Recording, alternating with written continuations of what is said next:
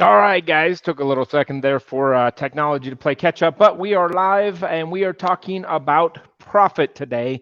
And this is one of my passionate projects. So, the fact that I am trying to work towards this every single day because I believe that this is one part of real estate business that is sometimes left behind when we have the discussion about how to run a successful business. And that is putting profit at a top priority through our process. So, what is profit? Why is it something that tends to fall off the bandwagon? And why do some of us look at it as something that is not necessarily the right way to be looking at it? So, first off, let's have a discussion.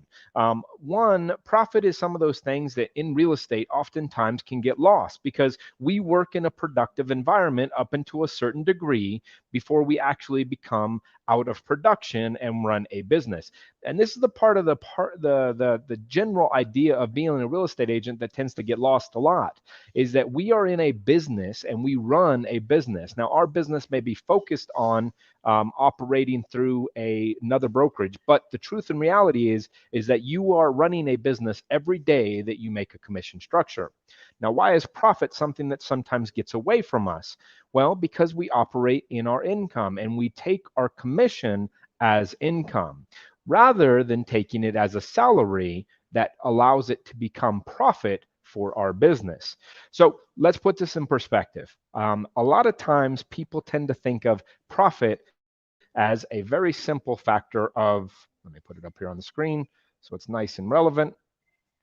So we tend to think of this, right? Sales minus expenses equals profit. And that's great. And that has a lot of principle where a lot of people use this formula. The downside to this formula is this is where realtors tend to have issues because we receive commission income. We consider that not as sales and not as expenses, but we consider that profit. So it messes this formula up in its general sense of the form. So this is where we need to be really cautious in understanding that this formula does not work. And that's actually why I bring up this book, because this book is really top of mind. It's putting profit as the first category rather than as the last category. Because if we operate as profit being first, what this allows us to do is focus on being successful and creating wealth rather than just creating income. So, wealth derives from us being able to invest money into other facets. So, rather, when you read that book, this is the formula that takes. Take your sales, subtract out your profit, being the first thing that you're identifying, and then putting into the rest being what you're allowed to spend to achieve those sales. Now, why does this one not work anymore? Is because unfortunately, we just anticipate that if we sell more, we will be more profitable. The downside is that because we're not supervising this and because we're not paying attention to it, what often happens is that we sell more, we spend more, we keep less profit in the grand scheme. In real estate, this tends to happen a lot. And a lot of us have gone through these categories over the years, especially if we've been in the business multiple years, is that we've identified that yes, you can spend more. You can buy Zillow leads, you can buy Realtor.com leads, and you can continuously buy them to make more sales. But as they become less productive leads, we actually become less profitable. So we need to make sure that we're keeping an eye on this. Now, how often should we be paying attention to this thing called profit? The concept is that we are looking at this almost on a weekly basis, something that we are dedicating anywhere from 50 to 30 minutes weekly to identify what is our profit coming out. And as a real estate agent, what we need to identify is that our income is not profit, but our income is actually an expense that's assigned to the company. And therefore, if you're defining your profit based on your own personal income and commission, then you are looking at it all wrong because that does not allow for wealth creation. That just simply allows for income. And these are categories that we need to be responsible about and that we need to identify that there is always an opportunity to grow our business if we focus. And this is the part that I want you to take into concept is that if we focus on these things, everybody has these regular reoccurring expenses right now that are happening. Real estate is notorious for this, that we get and we sign up for a program, and then that credit card just continuously gets used month over month, and we actually forget about it.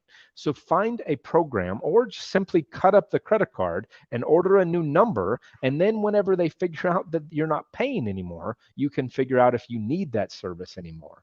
Now, the debate goes into, well, I have a contract with them. If you are signing up for services anymore that have contracts, I would debate whether that is a good service or not, because if they don't feel that they can maintain your service just by giving a good service, then I would suggest it's probably not something you want to keep. If it is, then you need to have that home conversation with yourself. But I would truly believe that if you are having to sign up for a long-term contract, that you probably need to question whether it's even needed whatsoever. Now, what does this all mean, and why are we tend to focus on this right now? Because right now is the time that we should be focusing on it. Tends to be that we focus on things like profit and income and our process of how we want to make commitments at the beginning of the year. But what ends up happening is we lose that commitment to grow forward at the middle of the year. So right now we are beginning the second half of the year. So what we need to focus on is how we can be successful in moving forward. And the only true way to do that is to make sure that we keep the focal items of what is defined as success, and that is truly profit, because that is what is going to be the thing that everybody wants to look at. If you ever apply for a loan, if you ever try to grow your business, if you ever try to do anything with your business, that is what they're going to be looking at, your profit and your loss. So focusing on that and keeping that top of mind is key. As I mentioned, one of those big places that we lose a lot of income is in our credit card expenses, because we sign up for a program and we may not use it, or we may not use it anymore, but we're still signed up, or we sign up for yearly expenses. This is the new notorious. Rather than just signing up on a repetitive, what they ask you to do is pay for an entire year. Remember, be cautious of this. Even if you're paying a little bit more to identify if you need it for the entire year, that may be worthwhile in the front, instead of going on for an entire year and then being able to drop the expense later on. Now, this was recently brought up at a conference, that this conversation is oftentimes on the back burner because we're scared of the result. So don't be scared of the result. Share it with an accountability partner. Find somebody that will hold you accountable to this profit and will hold you accountable to the expenses that you may be using before you're identifying your profit. Now, what is the question of a profitable business? So the truth is, guys, 1% profit in certain businesses is good profit. Now, I personally want to operate at a much higher pace than that. My personal goal is operating at a 20% profit range. You need to identify what works best for you, because that's what's going to make you successful. Now, in order to make this happen, what you need to make sure that you're paying attention to is every day, each expense that you're putting out. This is why on a weekly basis, meet with your accountability, whether that's your CPA, whether that's your chief operations officer, whether that's your wife, or whether that's just somebody that you feel is going to hold you accountable. Make sure that you're doing this. The second thing is, honestly, go and buy this book today, because this book is a powerhouse of understanding that profit has to be a habit. Profit has to be the focal point of what makes you successful. And making profit first is going to push that category of making you a successful real estate agent, but also a successful business, and allowing you to take the money in your business to create wealth creation. Because we have to all realize this. Real estate agents oftentimes forget that we run a business. What you need to identify today is that profit will be the business that grows for you and is sustainable and is sellable in the future if you can identify it.